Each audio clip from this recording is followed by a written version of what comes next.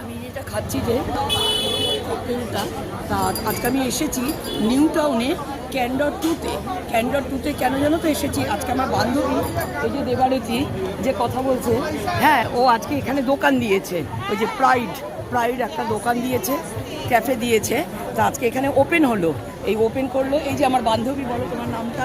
নমস্কার, আমি দেবারতী।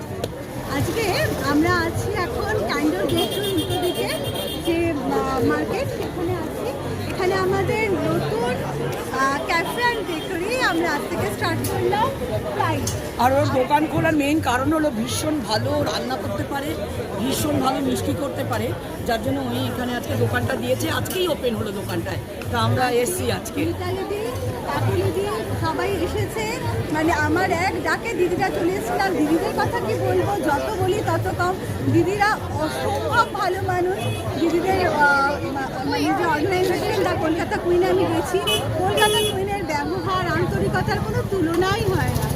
আমি সবাইকে আপনাদের বলছি আমাদের প্রাইডে একবার আসুন, তোমরা চলে এসো ক্যান্ডর গেটে। আড্ডা হবে, খাওয়া দাওয়া হবে, গল্প হবে।